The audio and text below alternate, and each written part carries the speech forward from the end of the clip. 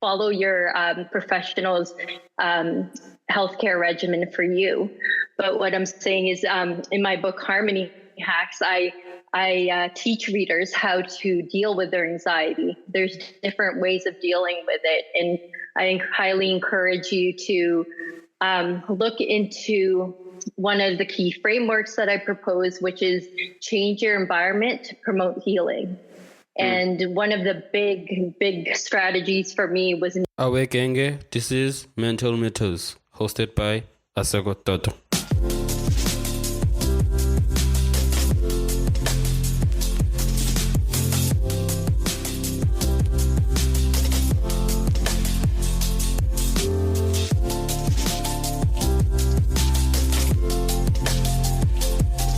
Hello everyone, welcome to another episode of Mental Matters. I'm your host, Asego Toto, and before we dive into today's incredible conversation, I have a small favor to ask.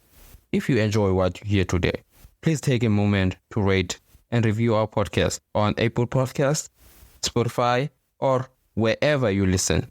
Your feedback not only helps us improve, but also helps others discover the valuable insights we share every week. And if you find today's episode particularly inspiring or insightful, don't forget to share it with your friends, family, or anyone you think could benefit from it. Thank you for your support. It truly means the world to us. Now, let's get back into our conversation. And understanding to individual that keeps on hearing the word anxiety, and how would you explain it to them? What is anxiety? Yeah, for sure. Are we recording right now? Do you want me to start jumping into the content? Yes, please. Yeah. Oh, wonderful. Okay. So basically, for me, I'll give you some examples of how I was dealing with anxiety and what some common symptoms are. I had lived in the city for 15 years plus, raising a young family, was at the height of my corporate career. Is a very fast-paced life, deadline-driven. And the type of anxiety I felt was a mixture of generalized anxiety and social anxiety. And sometimes that can manifest in the body in terms of symptoms that make your heart pound very fast. You're short of breath.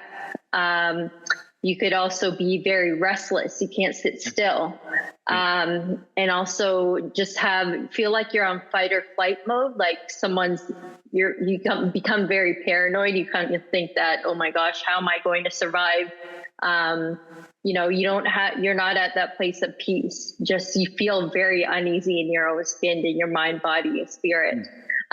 So those are some clear indicators of what anxiety is in your body. And a big one for me was the short of breath was very big. And then also feeling like there was sort of like a burning pain in my limbs as well. So that's it in its extreme form. People could have mild anxiety, or some people could have very severe kind of anxiety that could be diagnosed by a professional. It could be a sort of disorder. What, in a way, I feel like in terms of actually understanding anxiety, what are some things that people misunderstand about anxiety as someone that has experience with anxiety? Yes, I believe one of the common misconceptions about it is they can mistake it for a chronic form of stress. Because a lot of the symptoms could be similar. But what I think actually is, like, people think that it's a life sentence, that once they have anxiety, they start thinking, oh, wow, I'm doomed for life. I have anxiety. How am I going to get through this? Right. So what they do is some people kind of put a label on it. And when you put a label on it, or you're given a diagnosis that you have an anxiety disorder, that kind of puts you in sort of like a box, thinking that there's no way I could get out of this. I need to get medicated. But no, I encourage you to keep an open mind And how it is with anxiety is, you may be diagnosed. Some people may need medication for it, which is fine. I'm not against that. Follow your professional's healthcare regimen for you. But what I'm saying is, in my book, Harmony Hacks, I teach readers how to deal with their anxiety. There's different ways of dealing with it. And I highly encourage you to look into one of the key frameworks that I propose, which is change your environment to promote healing. And one of the big strategies for me was nature bathing. So that's one thing where, you can immerse yourself in nature very often. There are studies that have been done of people who have been dealing with different illnesses, especially mental illnesses. And there were studies done on groups of people immersing themselves in nature. And what I had found was that these people's levels of stress levels had decreased, their blood pressure levels had decreased, and their overall sense of well-being and happiness had increased tenfold. But this was a matter of consistently putting yourself out in nature, going for walks, at least 20 minutes a day, 3 times a week. And it also involves 5 hours of spending time in nature per month. And then 3 days per week camping. And the wilder the nature, the better when you're camping. So that's called the 25-3 nature rule that I had found in my research from other books and other scientists that have done work on this. And it has really made a difference in helping people release and overcome their anxiety.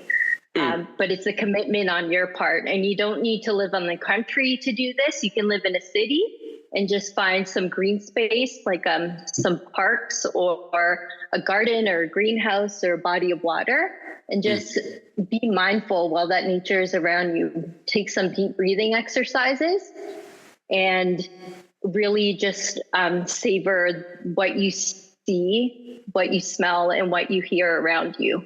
Be one with nature.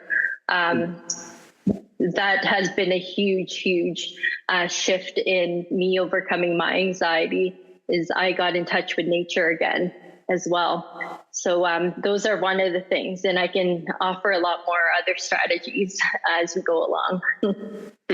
Okay, I hear that. Before we get into that in terms of the changing of environment, and I really want to actually know more about that. But in terms of understanding it, what it really entails, also is quite important, because you spoke about diagnosis, people seeking professional help. And within your experience, within your actually research, when we are writing this book, usually we have this perception of, when we found out for a certain problem, for example, anxiety, let's say, speaking about anxiety, definitely there are lots of forms with anxiety. I just wanted to pick up 2 types of anxiety, which is social anxiety and which is your normal anxiety, your regular anxiety. So what is the initial difference between those 2 things? What is social? How is social anxiety different from your normal anxiety? Of course, that's a great question, Aseko. So I'll start with generalized anxiety. That is your brain and body is in fight or flight mode. So the balance within the chemicals in your body are basically off balance. There's no equilibrium there. And basically you're kind of in the state of being afraid of everything. You're kind of in a state of overwhelm. You're basically just focusing on your basic needs and how you're going to meet them. You're not thinking about, you can't really live in the present moment, and a lot of thoughts are kind of running through your mind about what you're going to do next to help yourself survive. So living with a generalized anxiety is, it's basically, you're just trying to tread waters and get through your life in that moment. Whereas social anxiety, that's more specific, just being around people in general, face to face or in groups or one-on-one, that can make you very nervous. An example of that is, say you work at a company and you're about to get ready to go to a group or team meeting. When someone calls upon you to speak and give your contributions on ideas of how to, of what to do for a project, a lot of times you can feel paralyzed and freeze. So it makes it very difficult to have normal interactions with people. You perceive people in yourself in a very distorted way. And you're almost paranoid about, any interaction that anyone has with you, that somebody's out to get you, or, what if you're worried basically about what people think of you. So it really has a huge effect on your interactions with other people. It has an effect on your confidence levels. And it could be very difficult to connect with others when you have social anxiety, because a lot of people who have this, they tend to isolate or withdraw themselves from others because they don't have that sense of confidence or trust in the people around them or within themselves.